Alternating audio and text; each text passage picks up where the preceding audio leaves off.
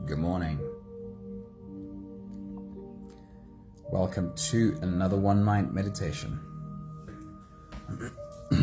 Our teacher for this week is Swami Vivekananda. And our theme today is surrender. Surrender is the name of today's meditation. What exactly is surrender when it's not just a pretty word that makes me sound all spiritual? How do we become really practical about the benefits of surrender? It's really easy to resist the idea of surrender because it feels like if I surrender, I'll be allowing the things around me to control me. I'll be at the mercy of my environment. That is what surrender often brings up for us, and it makes sense that this could be confusing because it is what it almost sounds like the word surrender suggests. Linda, good morning. Danae, good morning. Sunmary, good morning. Hello, beautiful humans. Awesome seeing you. Sometimes it helps to understand something by taking a look at its opposite. What would the opposite of surrender be? What would that mean? When we are not in surrender, we are always fighting what's happening. In the absence of surrender, we are, of course, in resistance. In the absence of surrender, we are in survival mode. And if I always react to my environment by fighting it, then the truth is, then I am at the mercy of what's happening around me. When I'm trying to control my environment, then my environment is 100% in control of how I act. Surrender is how we free ourselves from being controlled. And of course, I get that our knee-jerk reaction to that could be so the opposite. Listen to it again. Surrender is how we free ourselves from being controlled. Surrender allows us to be okay despite what's happening around us. Surrender teaches us that we can even be happy in the middle of the storm. And now in this place of surrender, my options are no longer to just fight or flight. Because surrender expands my options and helps me see that there are many more avenues available to me when I'm not in a state of fear. Charlene, good morning. Great seeing you. Hello. From this place of surrender, I might see that a kind word would be more helpful than fighting. From this place of surrender, I might see that taking no action at all is most helpful because there is nothing I can control here. I should just let things run their course. But please understand that being in surrender doesn't mean taking fighting or running off the table as possible options. There are moments when pushing back or stepping up to the fight are the best course of action. But it's the difference between letting your fear push you into the fight or seeing with clarity that this is the wisest choice. Hey Anthony, good morning. It's good seeing you, dude. Hello. Good morning, Maggie. Fantastic seeing you. So a few thoughts from Swami Vivekananda. He says, the whole secret of existence is to have no fear. Never fear what will become of you, says Swami Vivekananda. He says that man has reached immortality who is disturbed by nothing material. And I love the way he says it. You reach a kind of a immortality when nothing material disturbs you. He says, never think there is anything impossible for the soul. It is the greatest heresy to think so. If there is sin, then this is the only sin, to say that you are weak. The last thought from Swami Vivekananda for today is, in a conflict between the head and the brain, follow your heart. Always follow your heart. When you fight, whenever you fight, you limit yourself to the results that are possible from fighting. Fighting brings results, that's true. But they're always limited results. So when you fight, you limit yourself to those results. But when you surrender, you open yourself to the results that are possible from cooperation. And those are unlimited. So take a deep breath, release the tension you're holding. Ask yourself what might be possible if you stopped fighting this moment and started working with it instead. If you're ready, you can close your eyes and we'll float away on today's journey together, starting with the first few big breaths. Let's take a deep breath in and out.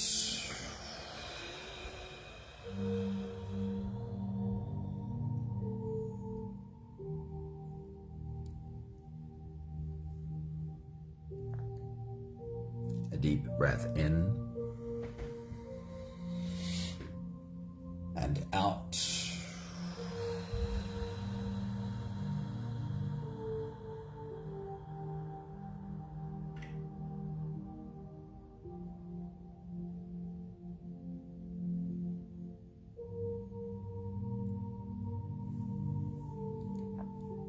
A deep inhale and let it go.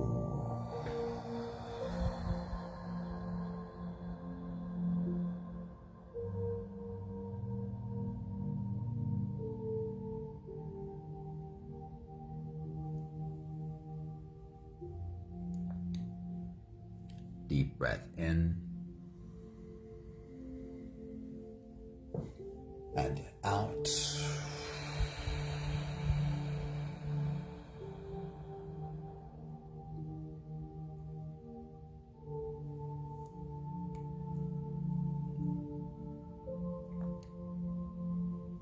One more big breath in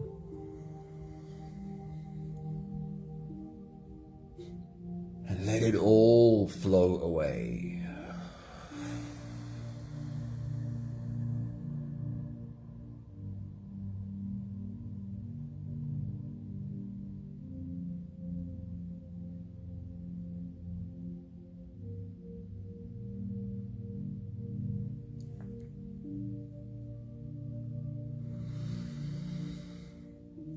You can continue the same breathing pattern on your own time. Every slow inhale through your nose gets drawn all the way deep down into your belly. And as you fill up your belly with air, feel yourself grow from that place. Feel yourself expand from your core outwards in all directions.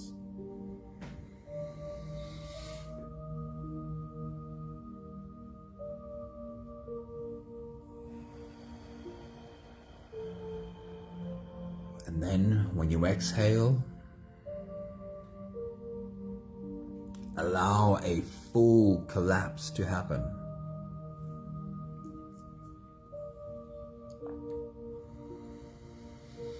With every exhale, feel every cell in your body fall.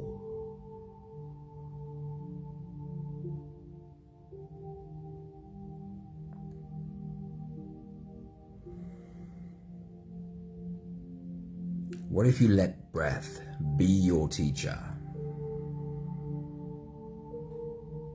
There's two parts. There's an inhale and an exhale. Really feel into the inhale. What does it feel like to fill your lungs with air?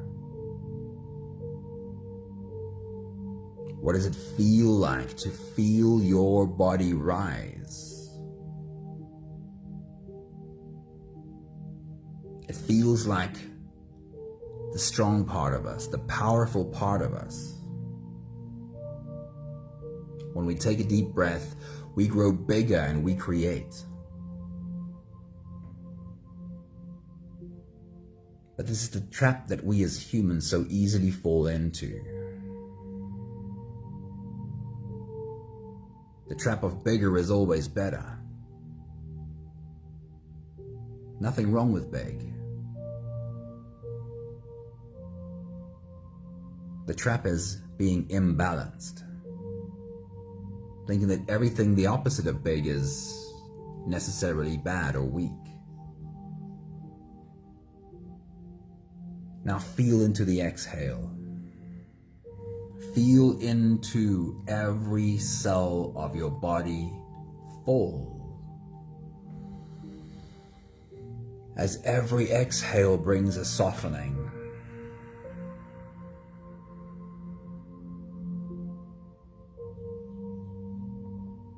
If inhale is an expansion, then exhale is a collapse.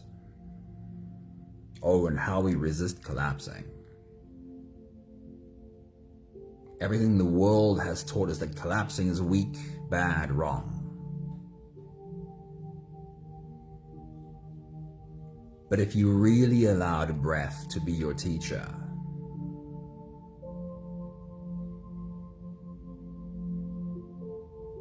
you'd understand that every exhale represents collapse.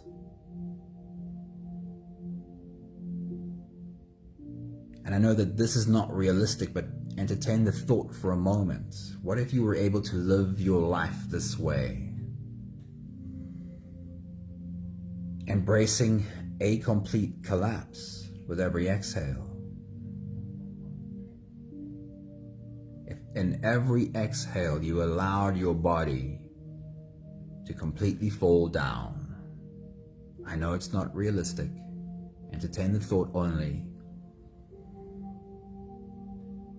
If we became so accepting of collapse that we lived it in every exhale, then would you ever experience a complete breakdown? Would you ever experience a complete burnout if you allowed the collapse in every exhale? Now, of course, that's not practical.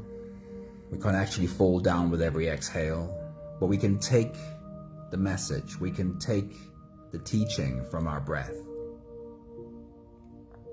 That of course we should rise into our power and take action and take on the world. But that's only one half of our being. The other half of our being is completely letting go. Not holding on to, not being attached to anything. Now here's a thought that I want you to entertain. Is only the collapse, is only the exhale surrender? Or can we get to a place where even the inhale and the rise is also surrender? Can you breathe in and rise to your full potential in surrender? Because true surrender holds both sides. True surrender is not only the collapse. Because surrender means nothing if it doesn't include doing what needs to get done as well. Being surrendered to doing what needs to get done. Because while we are running away from what needs to be faced and get done, we're also not in surrender. Let's take the last few big breaths of this phase together, helping our bodies stretch, adjust, and settle down. Take a deep breath in. As you release, drop your head all the way forward. Roll out your neck muscles forward and to the left, forward and to the right.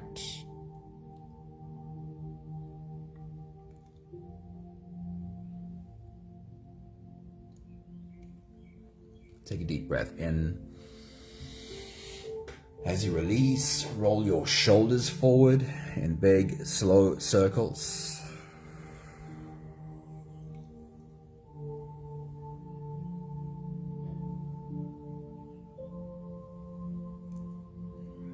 Take a deep breath in. As you release, roll your shoulders backwards in big circles, nice and slow.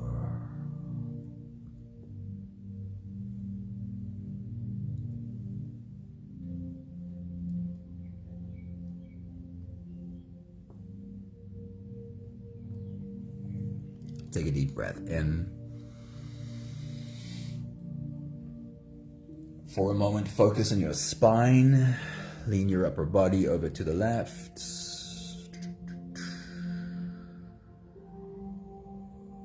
Lean your upper body over to the right.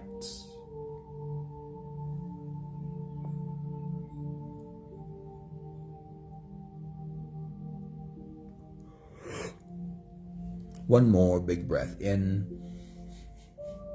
And as you release, you can stretch or move or adjust any part of your body that still needs a bit of help settling down.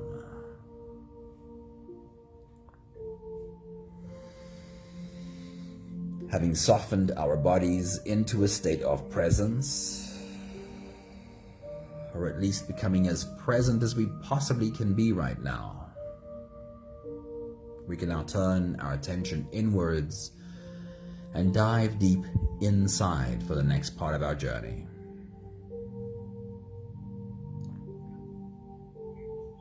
With every next inhale, we'll hold our breath for a few short moments, followed by a long, slow exhale. If you don't have the time to sit for the whole meditation with us, then this is always a good place to stop. But if you are here for the whole journey, we'll take the next few big breaths together. Let's take a deep breath in and hold.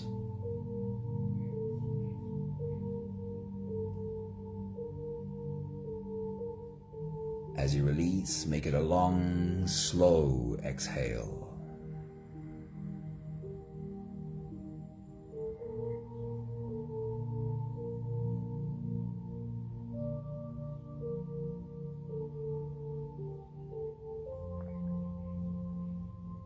Take a deep breath in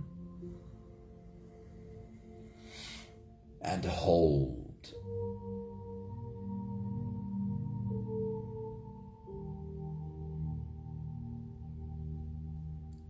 As you release, feel into your body.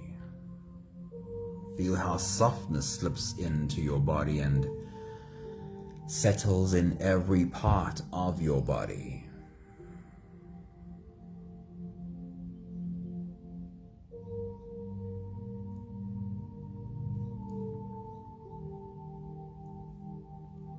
Take a deep breath in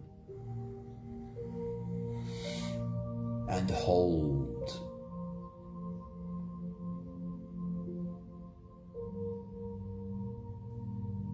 As you release, follow the downwards flow through your body. Feel your shoulders slowly falling. Feel your body slowly softening.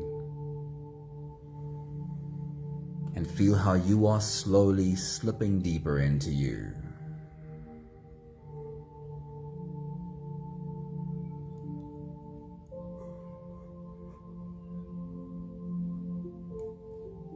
One more big breath in and hold.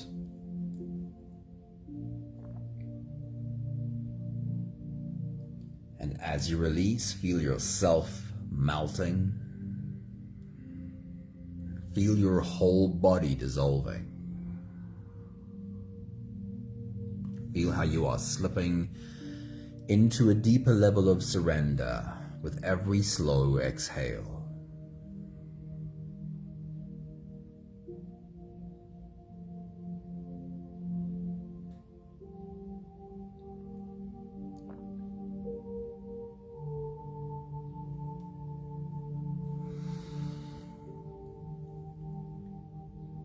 You can continue the same breathing pattern on your own time. Every slow inhale through your nose is an invitation It invites you to turn inwards and follow this journey. As you breathe in, feel the air flow in through your nostrils.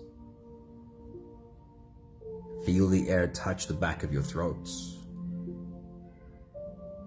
Stay with your breath as it flows in through your lungs.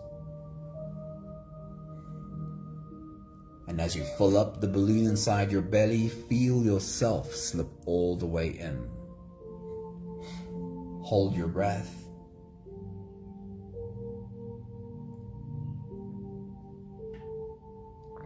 But hold it only for as long as it feels easy, followed by a really long, really slow exhale.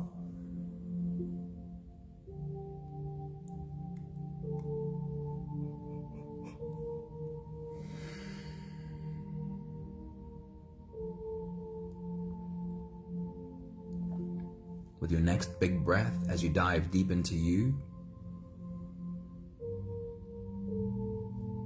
the theme today is surrender. What has been your relationship with surrender? Take your next big breath.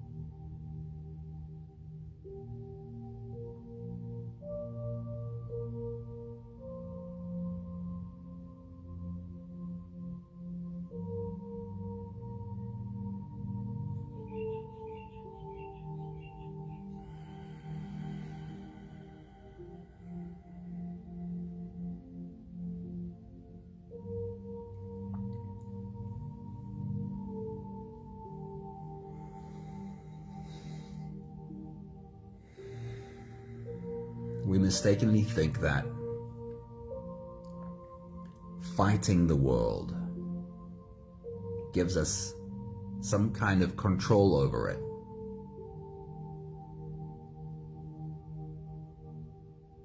We mistakenly think that fighting our environment and things and people in our environment will give us some control or some freedom from this environment. What has been your experience with fighting the world, with fighting your environment in an attempt to gain control? What has that experience been like? Take your next big breath.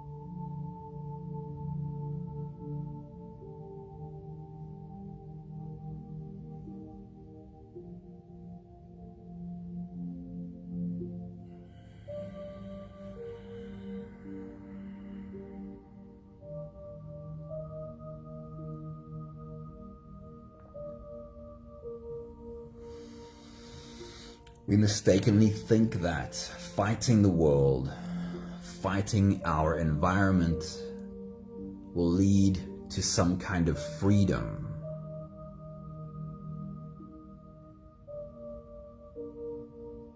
But where exactly does this fighting end? When we are fighting the world,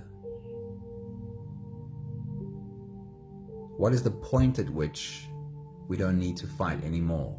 Is there any point in which the world shows up the way we believe it should? Finally, and then we can stop fighting? Or is fighting the world by default, a loss of freedom.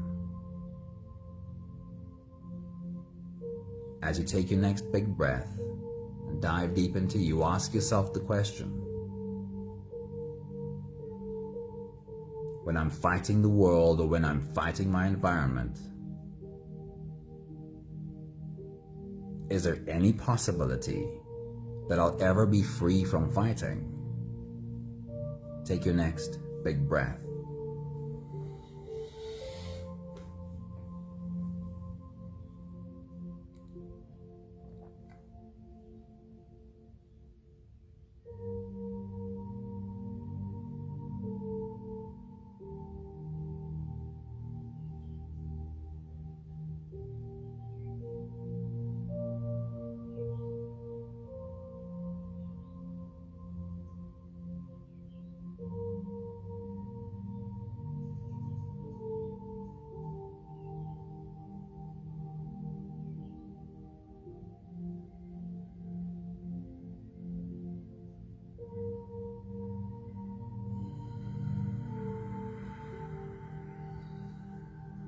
The analogy in surrender meditation is, of course, the pond.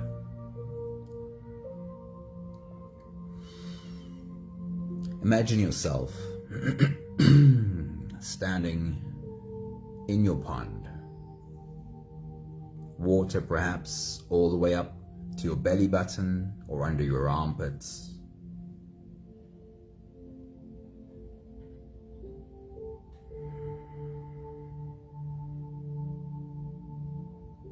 Fighting our environment does look a lot like splashing in our pond.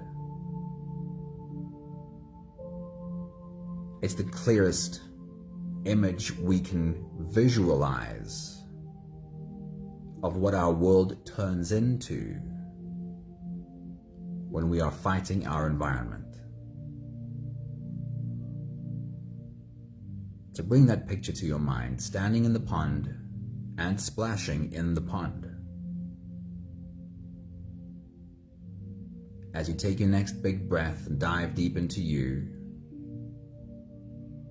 take a look around your pond and see the effects of splashing.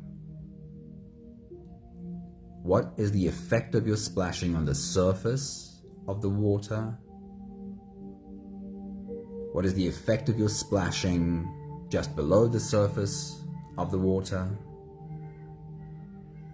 What is the effect of your splashing on the bottom of the pond? Create your picture with as much clarity as you can. Take your next big breath.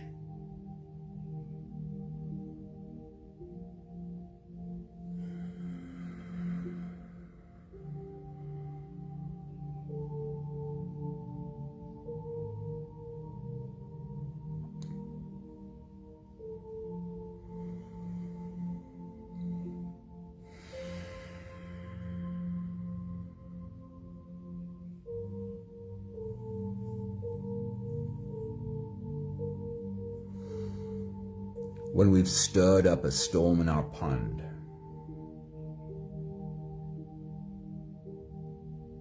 it leaves us with one of two options.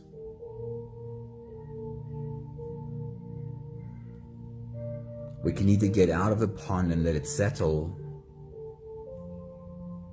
or we can fall into the trap that fear sets for us. Because fear says, no, don't get out of the pond. That means we're doing nothing. That means we'll be at the mercy of this environment. Fear says we have to do something. Fear says if the water is choppy, and if I can't see the bottom, if I can't see where to place my foot, then perhaps I'm not fighting hard enough yet. I think perhaps I should fight even harder.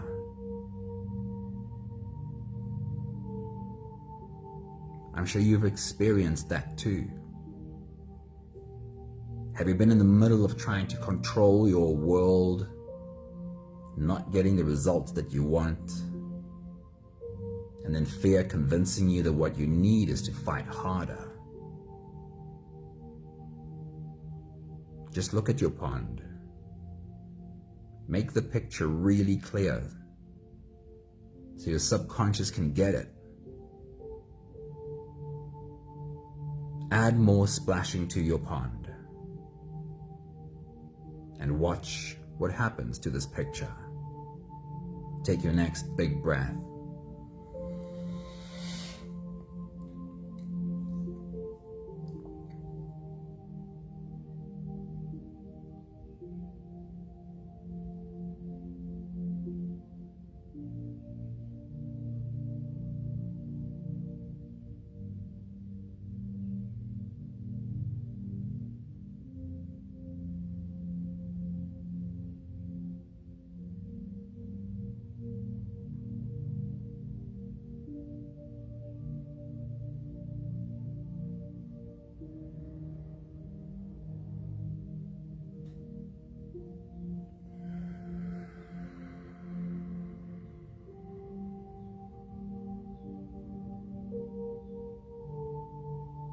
And now as you look at your pond,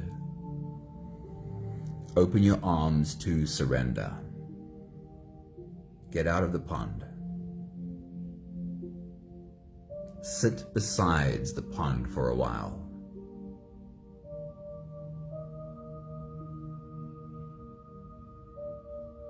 And when fear stirs up and says, but look, it's not happening, it's not settling, it's not becoming clear, I have to do something again. Perhaps if I put my arms back into the water and do something, I can make it happen.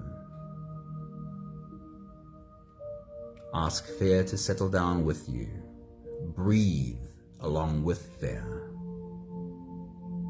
Ask fear to sit next to you as you breathe together. And for the moment,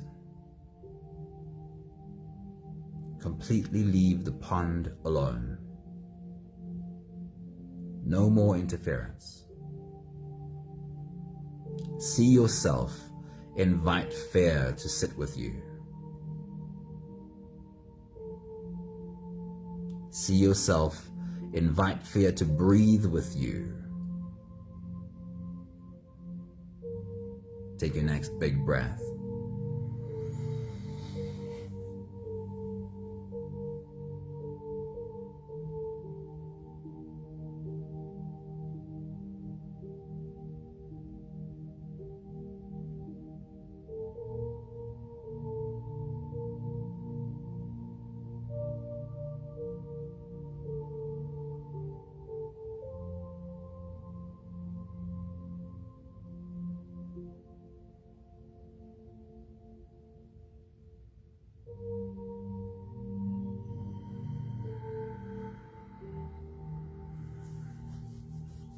Alan Watts beautifully says, calm, clarity is your natural state, just like this water. The natural state is calm and clarity. But do you have the patience to wait for the water to settle? And in this case, patience means really working with fear. Patience means not falling for fear's story that says, give me the wheel again, I know what to do.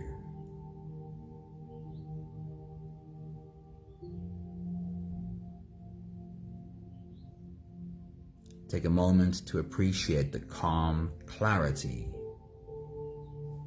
that is your natural state.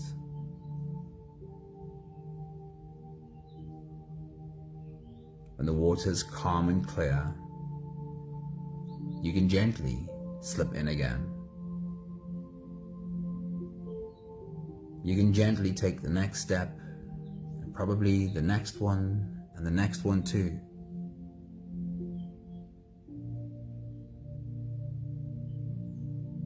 Just don't expect there to never be a storm again. Because we are human after all. We are likely to start stirring up the water of our pond before we realize it.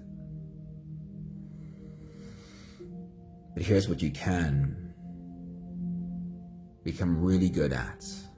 Here's what can become your superpower. Recognizing fairly quickly when the storm starts in your pond. And when fear says, I think we should fight harder, remembering that that never works. But surrender sooner. We have the last 5 breaths of this phase to do together, slipping out of the breath-holding space and into the next. Take a deep breath in and hold.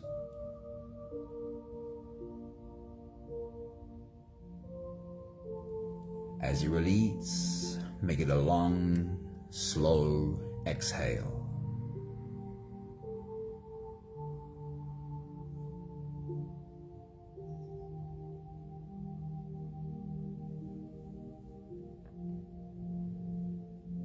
Take a deep breath in and hold.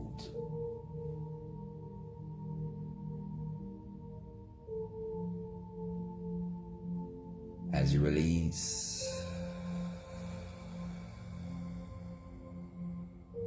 feel how softness slips in, how softness finds its way into every cell of your body. One more big breath in and hold.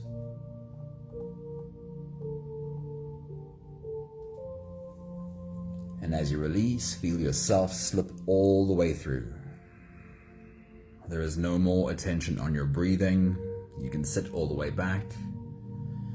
You can lie all the way back down and feel yourself just floating.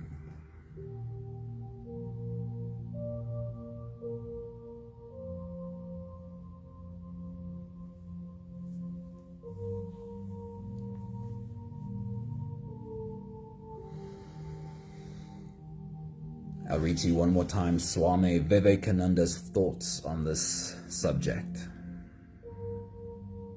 He says the whole secret of existence is to have no fear. Never fear what will become of you.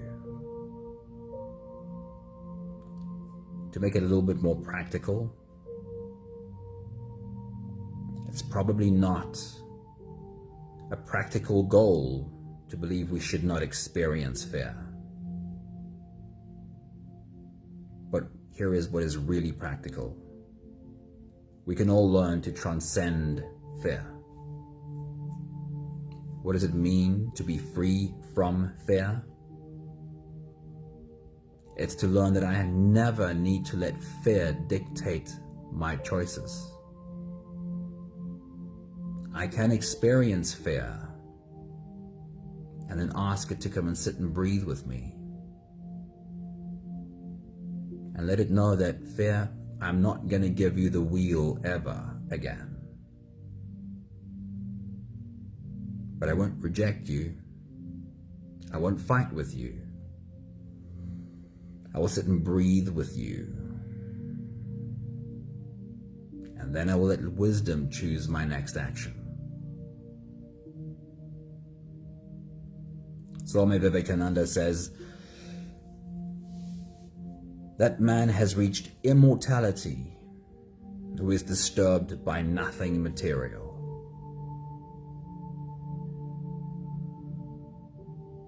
I love the words, but I do feel like I want to say it in a different way.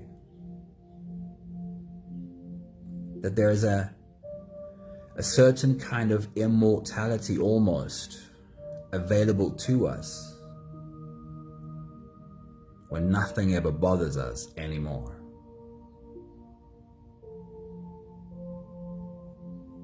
He says, never think that anything is impossible for your soul. He says it is the greatest heresy to think so. If there is sin, then this is the only sin, to say that you are weak.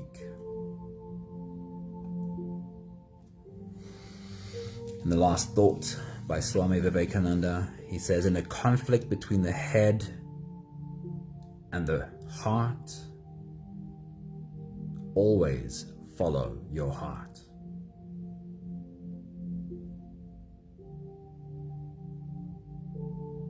Let the softness of your heart dictate what your next action should be. We have the last 5 breaths of gratitude to do together. With every exhale, I'll say my thank you, and I invite you to say yours. Let's take a deep breath in. Thank you for the clear image that the lesson from the pond brings.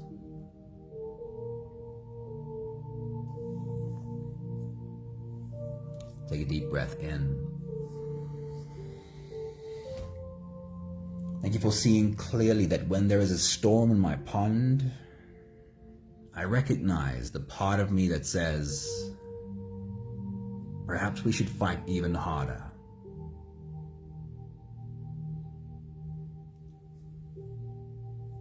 Take a deep breath in.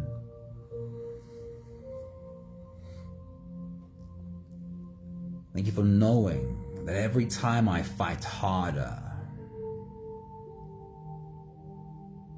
the obvious truth is that I'm just stirring up more storm in my pond.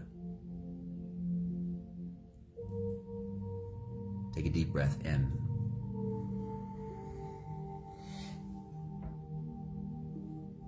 Thank you for this clear image that shows that only surrender restores calm and clarity. Thank you for knowing and trusting that my being is, just like water, calm and clarity.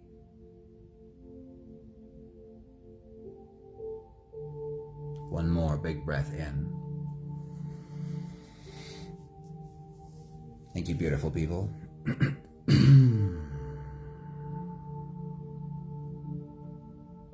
Thank you for joining us on this journey.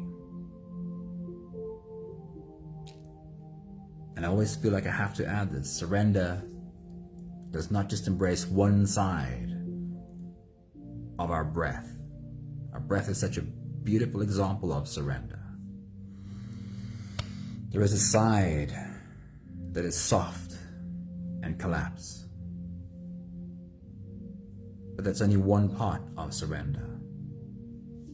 There is another side which rises, in which you can feel the strength growing.